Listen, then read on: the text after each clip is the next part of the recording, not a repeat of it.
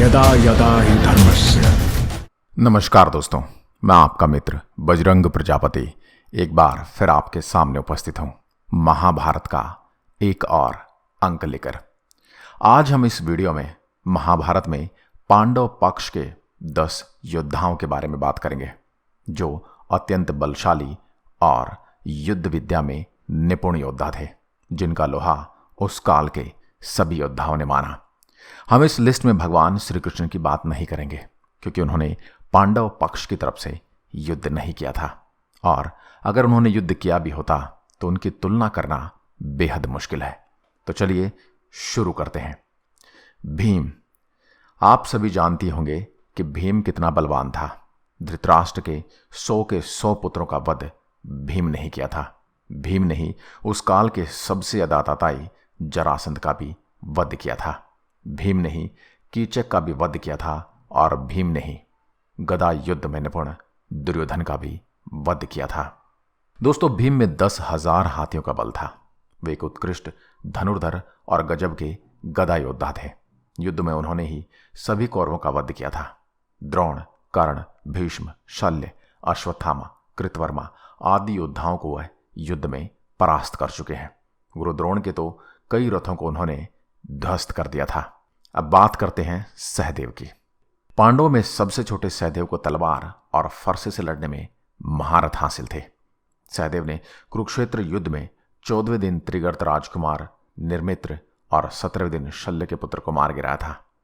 युद्ध के 18वें दिन सहदेव ने भयंकर युद्ध कर शकुनी का भी वध कर दिया था। वह युद्ध संचालन और ज्ञान के असीम भंडार थे। सात्यकी। महाभारत युद्ध में सात्यकी पांडवों की तरफ से लड़ने वाले यादव योद्धा थे। उन्होंने श्री कृष्ण की नारायणी सेना के साथ जाने से मना कर दिया था। उन्होंने अपने सेनापति पद से त्यागपत्र देकर पांडवों की ओर से युद्ध करने का निर्णय लिया, क्योंकि सात्यकी अर्जुन के शिष्य थे और इसीलिए अर्जुन ने उन्हें इस युद्ध में प्राण रक्षा का वचन भी दिया था। इसलिए सात्यकी उन योद्धाओं में से एक है जो इस युद्ध के बाद जीवित बचे थे। सात्यकी ने कौरवों के सभी उच्च कोटि के योद्धाओं को मार डाला, जिनमें से प्रमुख जलसंधि, त्रिगर्तों की गजसेना, सुदर्शन, मलेच्छों की सेना, भूरिश्रवा, कर्णपुत्र प्रसन्न थे। सात्यकी ने यादवों की लड़ाई में कृतवर्मा का सिर काट दिया था और उस युद्ध में वह स्वयं भी मारे गए थे। महाभारत के अनुसार युधिष्ठिर 5 पांडवों में सबसे बड़े भाई थे। इनको भाले से लड़ने में महारथ हासिल थे। इनको ब्रह्मास्त्र का भी ज्ञान था और इन्होंने युद्ध के 14वें दिन गुरु द्रोण के ब्रह्मास्त्र की काट के लिए अपने ब्रह्मास्त्र का इस्तेमाल भी किया था। युधिष्ठिर को माया युद्ध का भी ज्ञान था। जब युद्ध के अंतिम दिन दुर्योधन तालाब में जाकर छिप जाते हैं, तब अपनी विद्या से युधिष्ठिर ही उसकी उपस्थिति का पता लगाते हैं, और 18वें दिन इन्होंने अपने मामा श्री यानी नकुल और सहदेव के मामा और कौरवों के सेनापति शल्य का वध भी किया था। अब बात करते हैं नकुल की। दोस्तों, नकुल भी सहदेव की ही भांति बड़े गजब के तलवारबाज थे। कुरुक्षेत्र युद्ध के पहले दिन इन्होंने दुशासन को पराजित किया और उसकी जान केवल भीम की प्रतिज्ञा के कारण बख्श दी थी। 11वें दिन इन्होंने अपने मामा शल्य को परास्त किया था। 14वें दिन शकुनी और उसके बेटे को पराजित किया। लेकिन युद्ध के 17वें दिन वे कर्ण के हाथों परास्त हो गए और कर्ण ने उसको जीवन दान दे दिया। 18वें दिन नकुल ने कर्ण के 3 पुत्रों का वध किया। इरावन एक ऐसा योद्धा जिसका नाम आपने बहुत ही कम सुना होगा। इरावन अर्जुन और नाग राजकुमारी उलूपी का पुत्र था।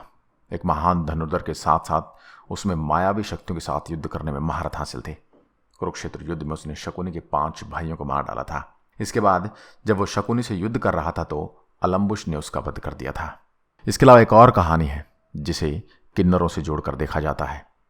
किन्नर अपने जीवन काल में एक बार विवाह करते हैं और वही इरावन से करते हैं, क्योंकि इरावन ने युद्ध भूमि में अपने प्राणों का स्वयं अपनी इच्छा से बलिदान दिया था, और उस एक दिन के लिए भगवान श्री कृष्ण ने अपना रूप बदलकर उनसे विवाह किया था। इसीलिए आज भी किन्नर समाज इरावन को अपना इष्टदेव, अपने भगवान और अपना पति मानते हैं। धृष्टद्युम्न। दोस्तों, ये पांडव सेना के प्रधान सेनापति और राजा द्रुपद का पुत्र था। इनकी शक्ति का अंदाजा इसी बात से लग जाता है कि ये भीम, अर्जुन, द्रुपद, सात्यकी जैसे योद्धाओं के प्रधान सेनापति थे। इन्हें धनुर्धर के साथ साथ दिव्य अस्त्रों का भी ज्ञान था। इनके पास ब्रह्मास्त्र और प्रमोहन अस्त्र जैसे दिव्य अस्त्र थे।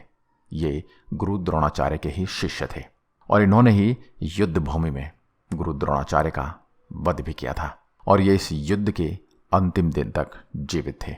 लेकिन रात्रि युद्ध में दुर्योधन की मृत्यु के पश्चात अश्वत्थामा ने इन्हें सोते हुए मार दिया था। अब बात करते हैं घटोत्कच की। भीम और हिडिंबा का पुत्र घटोत्कच एक बड़ा ही ताकतवर राक्षस था जो मायावी और जादुई शक्तियों के युद्ध में तो निपुण था ही, वह एक विद्वान और एक ज्ञानी पुरुष भी था। इसके अलावा एक अच्छा गदा चालक होने के साथ साथ अच्छा धनुर्धर भी था। घटोत्कच ने भागदत्त को पराजित किया था। दिन में भूरिश्रवा और अश्वत्थामा को हराया था और रात के समय गुरुद्रोण और अश्वत्थामा को एक साथ हराया था। भीष्म को और कर्ण को भी हराया था। लगभग कौरव सेना की एक अक्षौहिणी सेना का इसने ही संहार कर दिया था। अंत में कर्ण ने वासवी शक्ति का प्रयोग कर घटोत्कच का वध कर दिया था। अभिमन्यु। अर्जुन पुत्र अभिमन्यु श्री कृष्ण, प्रद्युम्न और अर्जुन के शिष्य थे। वे अपने पिता की भांति एक अजय योद्धा थे।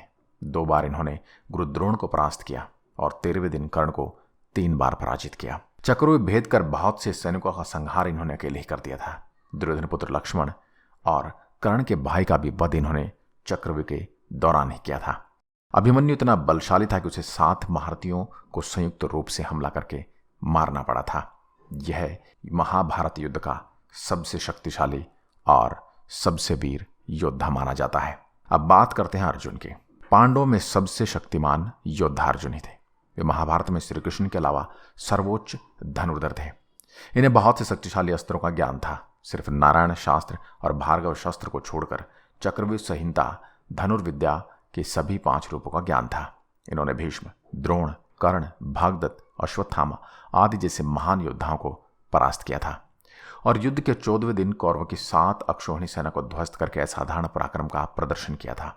इन्होंने भीष्म, भागदत्त, जयद्रथ, कर्ण आदि जैसे योद्धाओं को भूमि में मार गिराया था। दोस्तों, श्री कृष्ण के बाद कुरुक्षेत्र युद्ध में यही सबसे शक्तिशाली योद्धा माने जाते हैं। तो दोस्तों, आज की वीडियो में बस इतना ही। आपको हमारी यह वीडियो कैसी लगी हमें कमेंट सेक्शन में लिखकर जरूर बताइए। अगर आप ऐसी एक वीडियो कौरव पक्ष के योद्धाओं के बारे में भी देखना चाहते हैं तो हमें कमेंट में लिखकर जरूर बताएं। साथ ही चैनल को सब्सक्राइब करें और बेल आइकन दबाएं ताकि आने वाली हर वीडियो का नोटिफिकेशन आप तक पहुंचता रहे। जय हिंद, जय भारत, जय श्री कृष्ण। यदा यदा हि धर्मस्य